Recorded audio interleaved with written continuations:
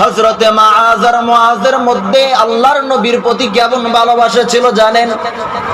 বদরের যুদ্ধের কাহিনী আপনারা সবাই শুনেছেন, জানেন। বদরের যুদ্ধে যখন আল্লাহর নবী যখন রওনা দিলেন, রওনা দেওয়ার পরে মুআজ আর মুআজ নবীর পিছনে পিছু লাগলেন।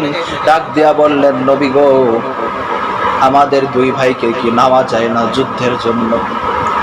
আল্লাহর নবী ডাক দিয়া বললেন, মুআজ রে, তোমরা দুই ভাই ছোট, তোমরা যুদ্ধ করতে পারবে না, শরীরে তোমাদের শক্তি নাই।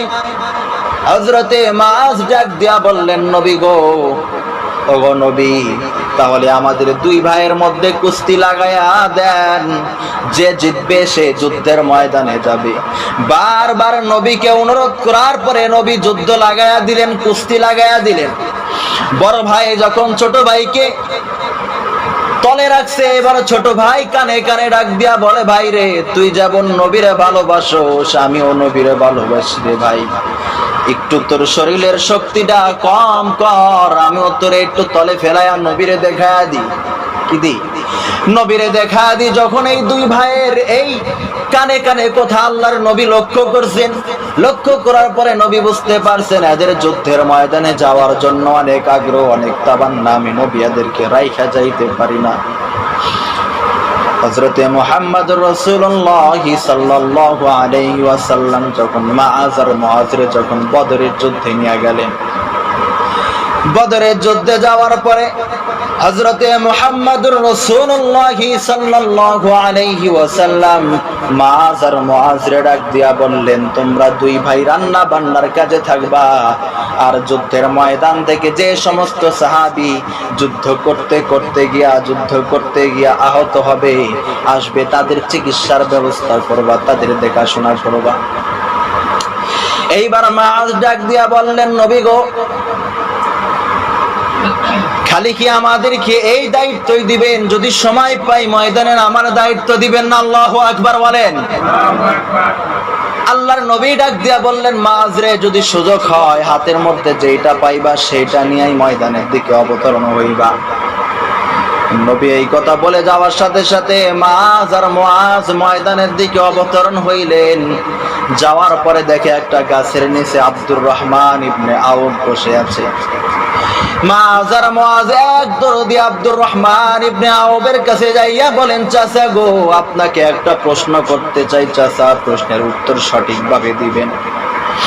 ওগো চাচা, আমি শুনছি মক্কার জমিনে কোন যেন কাফের, কোন যেন জালিমের বাচ্চা আমার নবীর চেহারায় থাপ্পড় দিয়েছিল গো চাচা। সেই কাফেরটা নাকি, সে জালেমটা নাকি এই বদরের যুদ্ধের ময়দানে আসবে গো চাচা, একটু দেখা দিবেন। অনুরোধ আপনার কাছে, অনুরোধ, আমাদের দুই ভাইকে একটু ওই জালেমকে দেখা দিবেন। আব্দুর রহমান ইবনে আউফ ডাক দিয়া বলেন, ভাতিজা, তোমরা দুইজন তো ছোট, তোমাদের বয়স কম, এত বড় কাফের, এত বড় জালেমকে দিয়া, এত বড় শক্তিশালী দিয়া কি করবা তোমরা? মুআজ এইবার ডাক দিয়া বললেন, চাচা, কথা কম কাজ বেশি, একটু দেখা দিবেন যদি আসে। কি বললেন?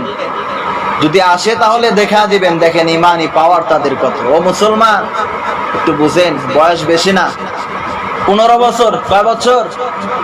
15 বছর এইরকম হবে আর কি, বয়স বেশি না। তো এইবার হযরতে আব্দুর রহমান ইবনে আউফ ডাক দিয়া বললেন, ভাতিজা, সামনের দিকে তাকায়া দেখো, ওই যে সাদা ঘোড়ার উপরে আরোহণ করে আসতেছে, ওইটাই হচ্ছে আবু জেহেল, ওই জালেম তোমার আমার নবীর চেহারায় থাপ্পড় মেরেছিল।